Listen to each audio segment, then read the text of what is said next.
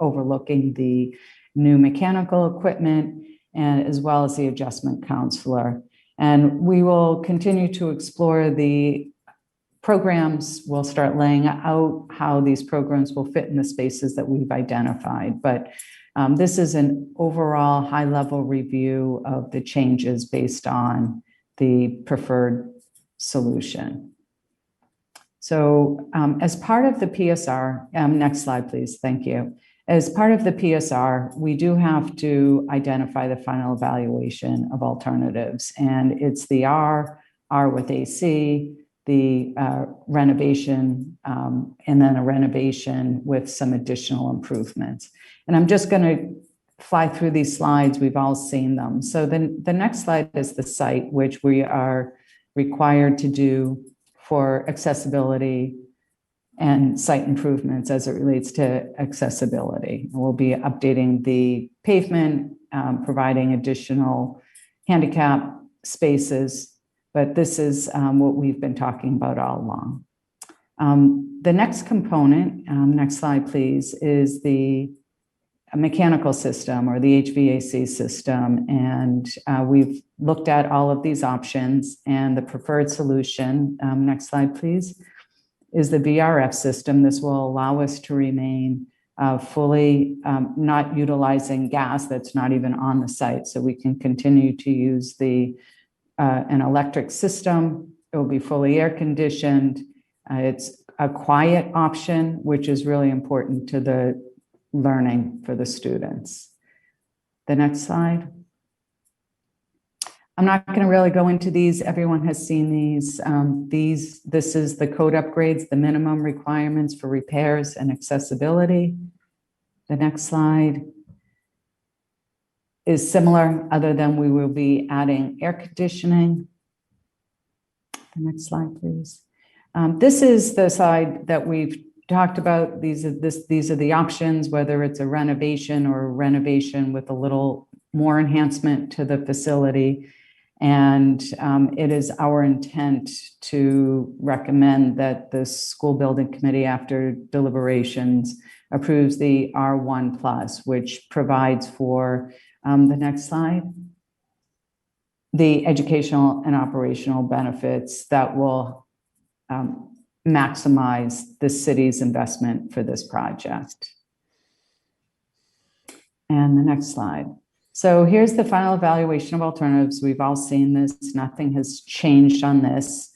And based on the community meeting, it sounds like that there is full support for option R1+.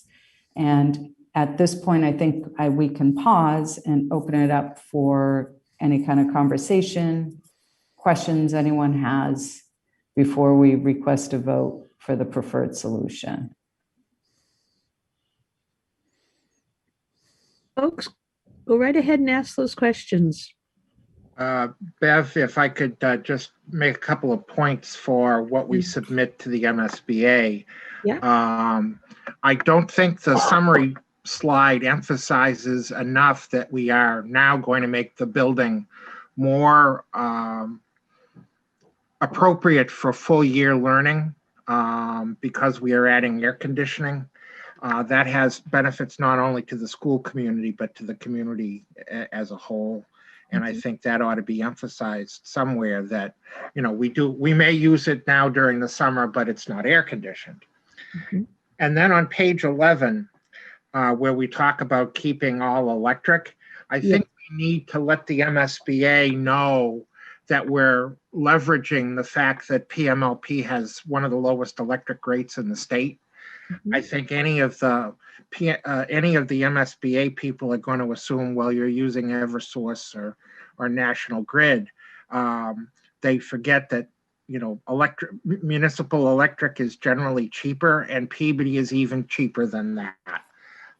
So when we're averse to adding another utility, it's because we have such good rates. And why introduce all the expense of bringing in gas when we don't really need to? Thank you, Dan. We'll make sure that we highlight those two components to the overall PSR. That's helpful. Thank you. Donna, where would that go in the narrative that goes with this? Yeah, actually, we stated that the building is all electric now, that you do have the PLMP in place, and that we did that in the PDP, but we'll go ahead and reiterate that it's part of the basis of design. But I think, as Dan appropriately stated, we can certainly outline it in the final evaluation of alternatives, and we can certainly add another bullet for the enhancements and criterias to provide for a full year learning environment. That would be good. Okay. Did anyone else have anything they would like to speak to?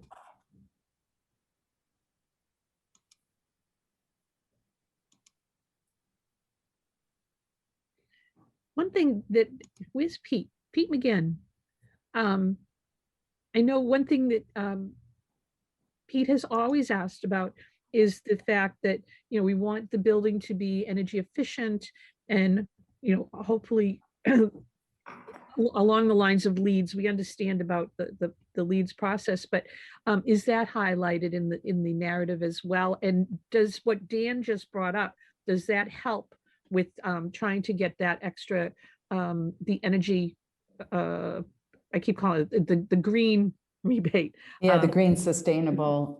Yeah, so thank you. Yes, we are required to submit it's a draft of the LEED scorecard, which will be included. Right now, we believe that we can achieve LEED silver, and we'll need to get into that further once we actually start the design of the renovation. So we also believe, actually, if you could go 2 slides down, that would be great.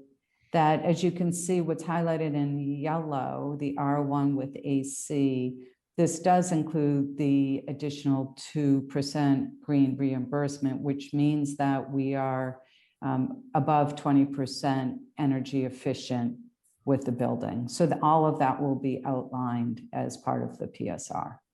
Oh, very good. That's great. Thank you. Oh, good. Thank you.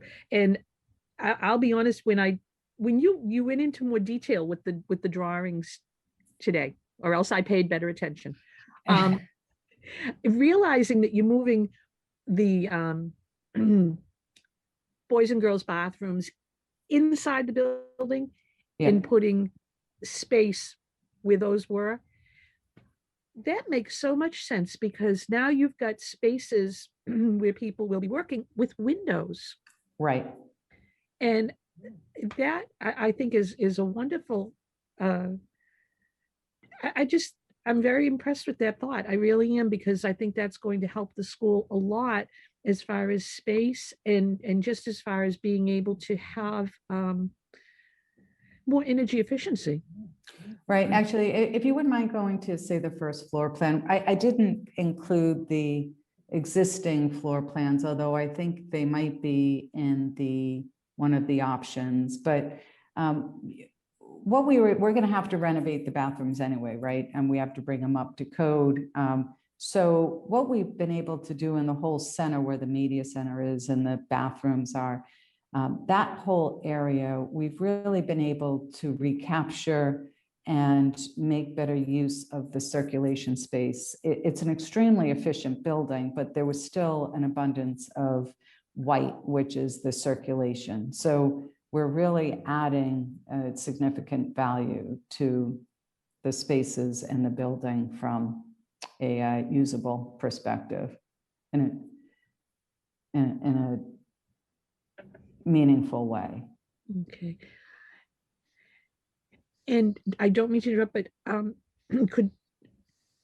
could Chris or Jim or Rachel let one of the members in? They're in the waiting room right now for the meeting.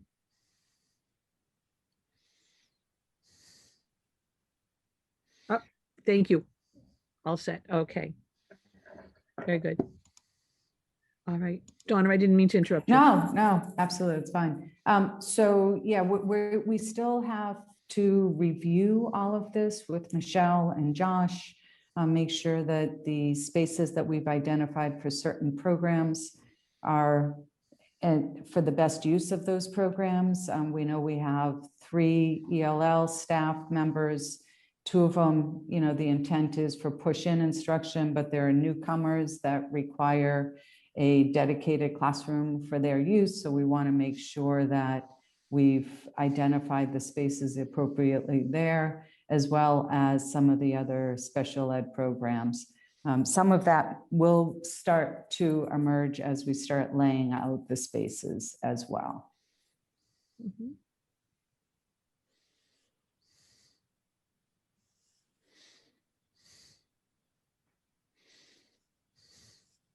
So I guess you could go back to the last slide. Yeah, that would be great.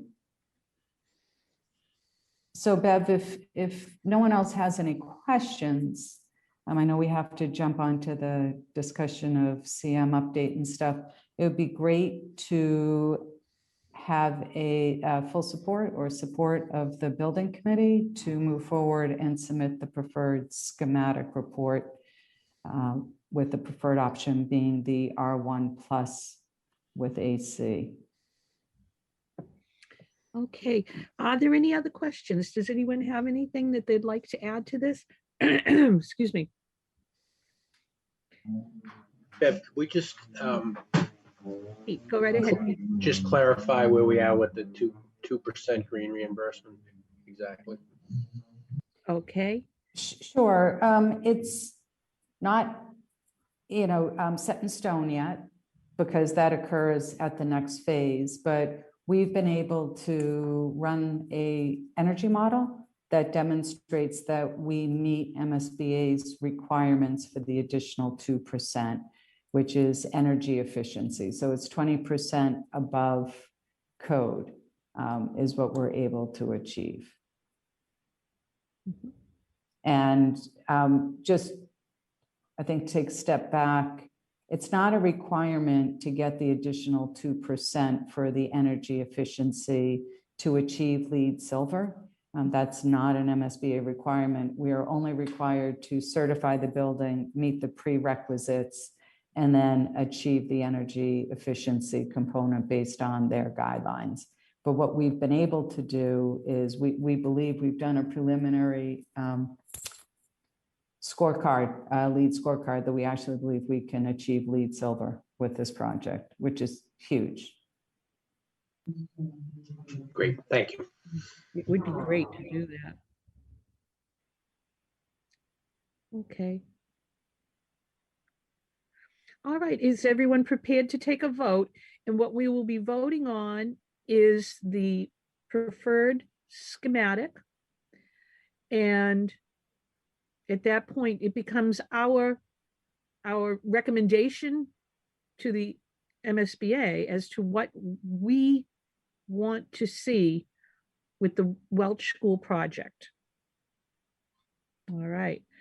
I'm going to put forward a motion that the school building committee recommend and approve submission of the R1 plus alternative.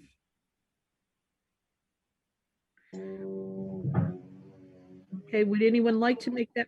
Actually, Christine, Mike, is that On the motion, would it be R1 plus with AC?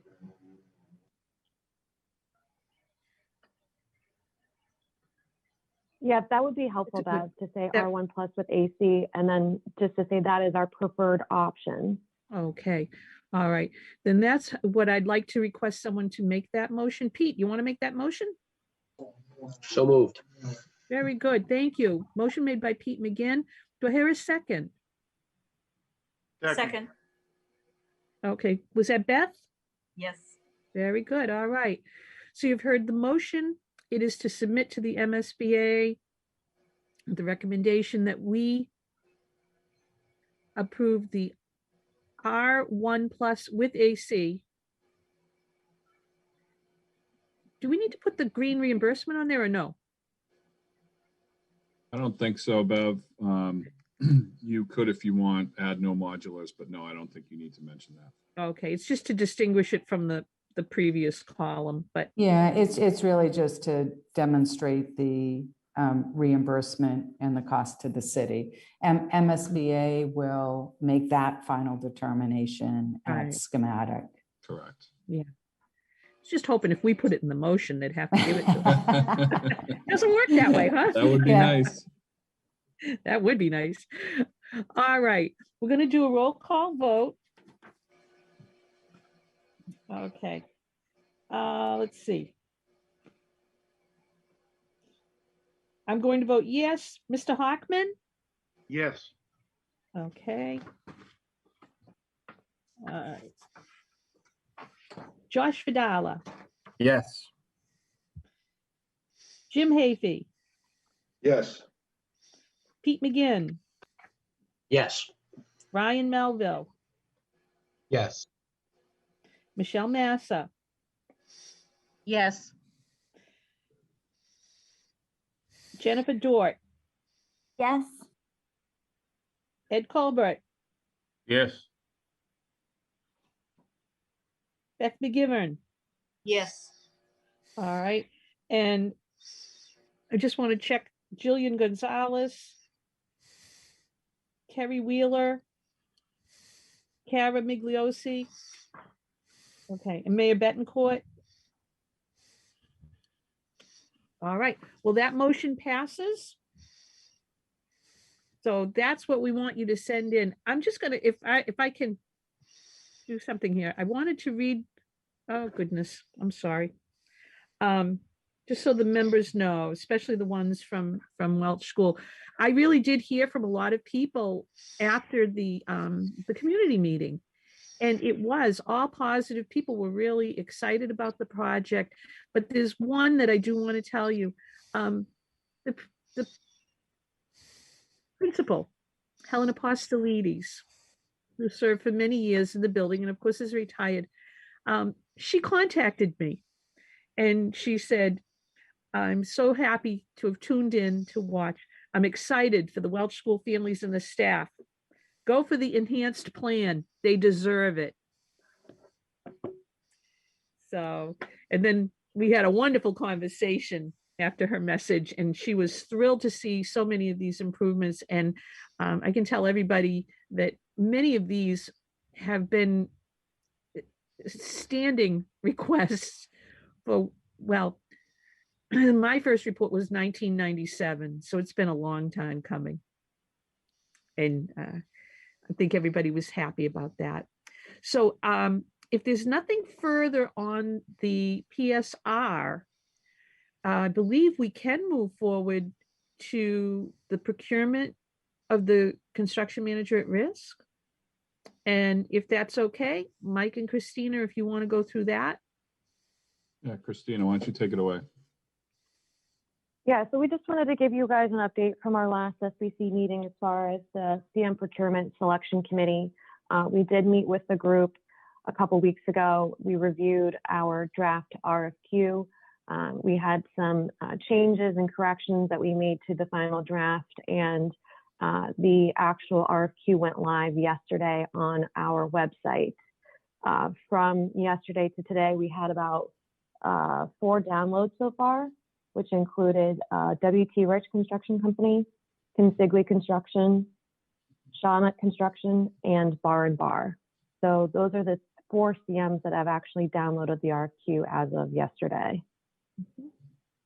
And then, so our next steps with our CM procurement selection committee is then to review the RFP, which is the next set of document that we're going to then send out to any of the qualified CMs after we have gone through the selection process and review of their information. And so we do plan on meeting sometime next week with the pre-qual selection committee to review that RFP. I'll be sending out an email to that group to confirm some dates and times next week that would work for everyone, and hopefully Wednesday, Thursday would work for everyone for us to meet.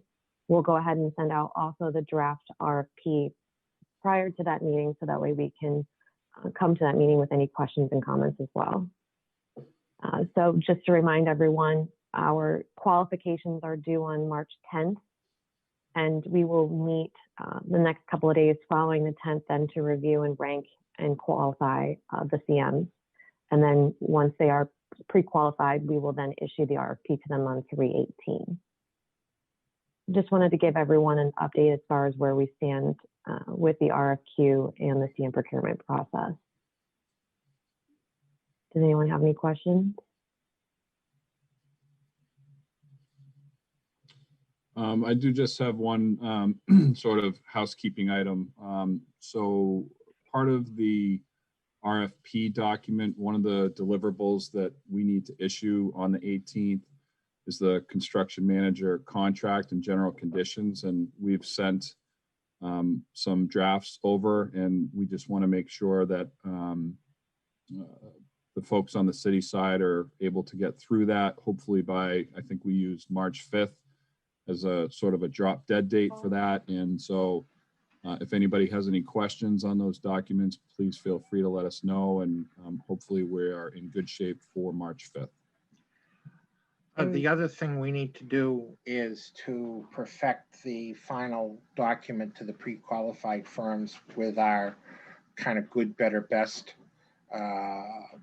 considerations.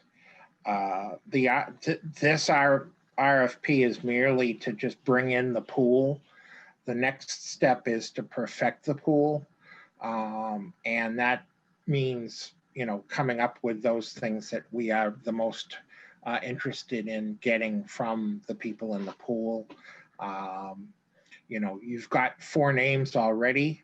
One name is missing, who is the one that did the Higgins.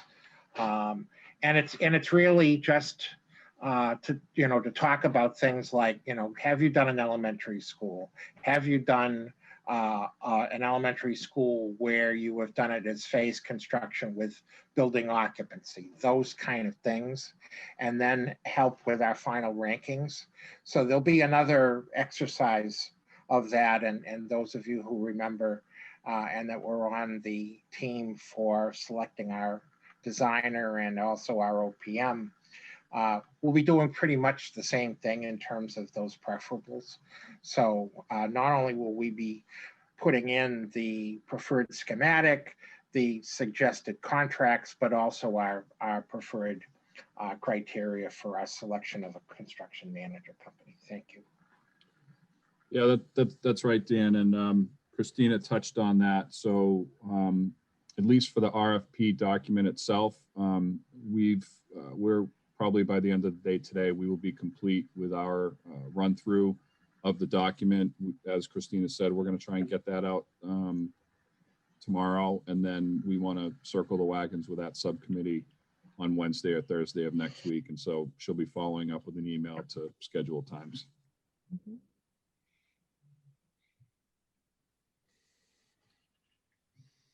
Okay, and to the members of that pre-qualification selection committee, thank you again for the work that you've done on this and for the upcoming work.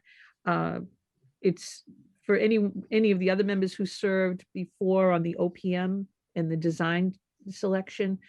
This is similar, but different, if that makes any sense. And it's really it's very intense timeline too. So I thank the people who've been working on that for getting it through and putting it in. And we're still on time with everything. So keep your fingers crossed that we get a good group of applicants for this. That's going to really help. Now, do we need a vote on any of that today? No, it's just an update as far as where we are. Yeah. Good. Okay. Well, we'll move right into number 5. And I see you have something here on building permit fees. Yeah, so one thing I just wanted to get out there is that as we're going through this phase, we start pulling estimates together and trying to really zero in on some of these costs in a more granular level. One of the items which does represent a cost to the project is typically the building permit fee.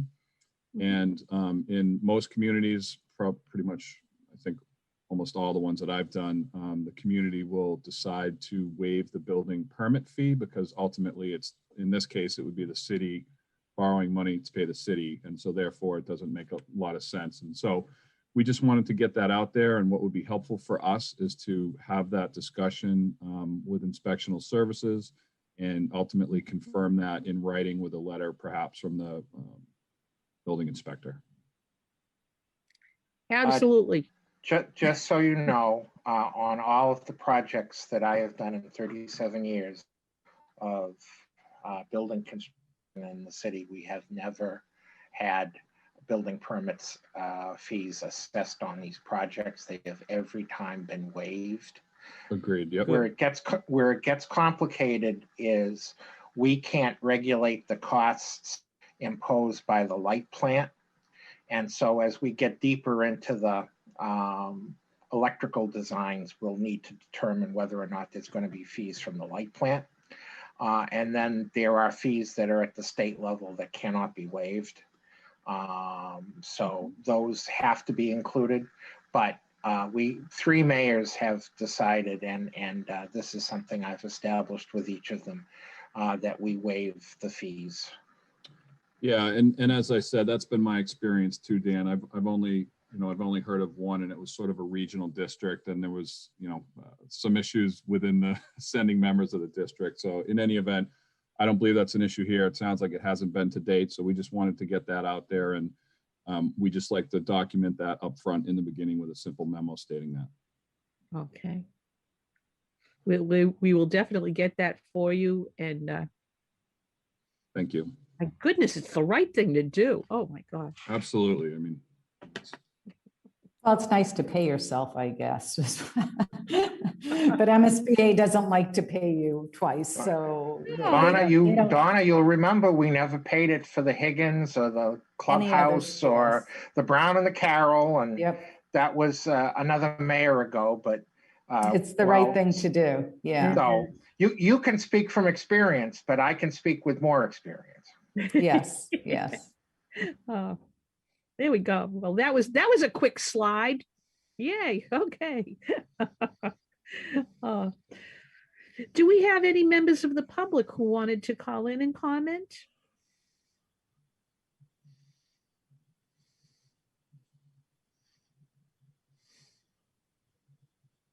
I don't see anything, and I'm Chris and Rachel or Christina, do you see anyone trying to request? Nothing in chat.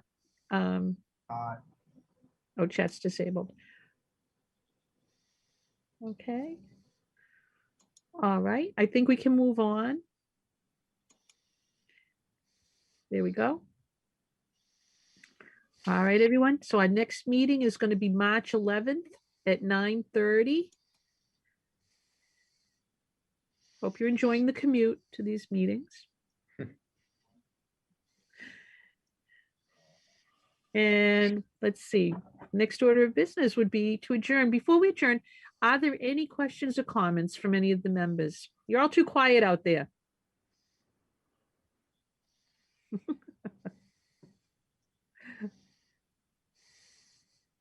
Well, I thank you all for attending today's meeting. This was important because your vote was very important on that preferred schematic. It's really starting to get exciting now. We can see floor plans and walls and movements and different things in the building, and things will really, really take off very, very quickly. Yeah, Bev, I just wanted to, with that said, as we embark on the schematic design, once we submit to MSBA next week, we'll be putting together a list of meetings, and we know we have subcommittees, and make sure that everyone is aware, because we have a little less than 6 months to complete the schematic design. So we'll definitely want to kind of map this out going forward. There's no rest for the weary here. We're not waiting for MSBA. We're moving forward with this.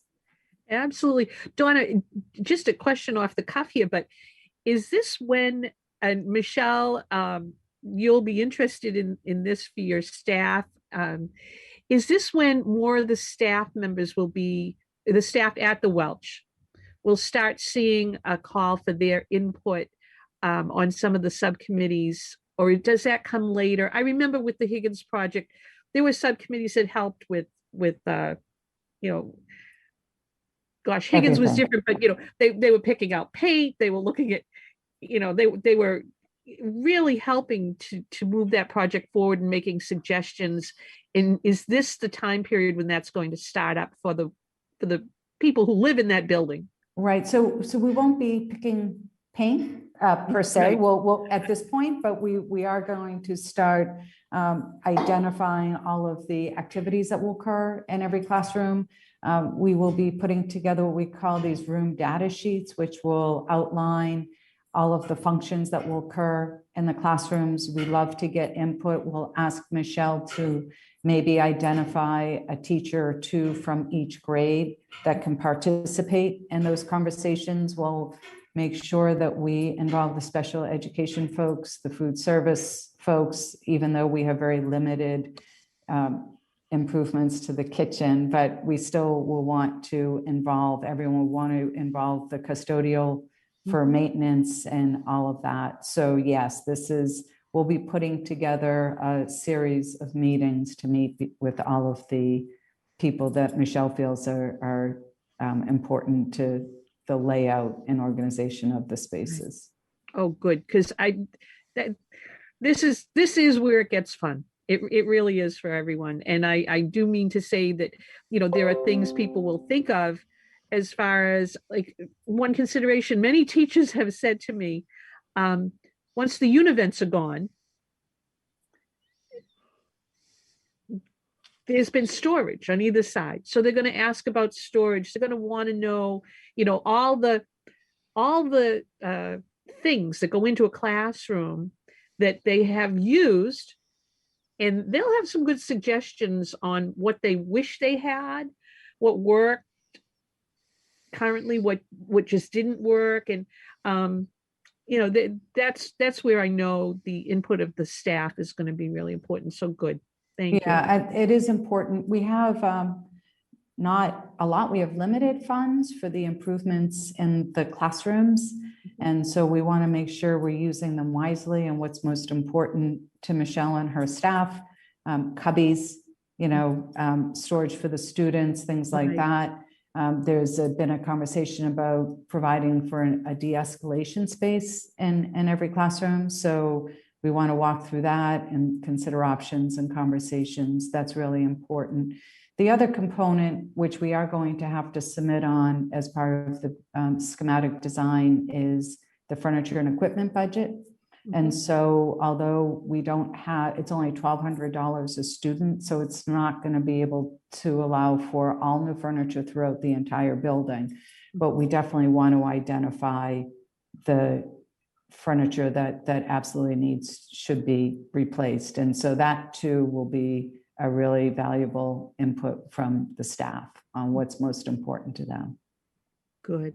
Okay. And one other consideration, and I don't want to delay the meeting.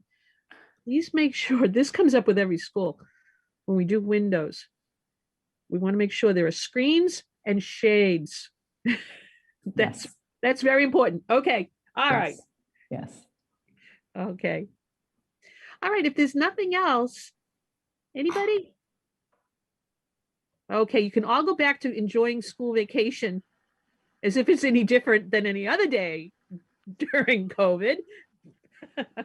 But I do hope people have a chance to at least maybe have a little bit longer of a lunch break, or, I hope you have your slippers on if you're home and couldn't make it into the office for the meeting. And we will see you in a month. Otherwise, we're going to see the members of that the selection subcommittee next week. And so folks know you're always able to send us a note if something comes up and you want to speak to us about that. All right, I'll take a motion to adjourn. Ed, I'm making you make the motion. Ed Colbert. Motion to adjourn. Thanks, Ed. Is there a second? I second it.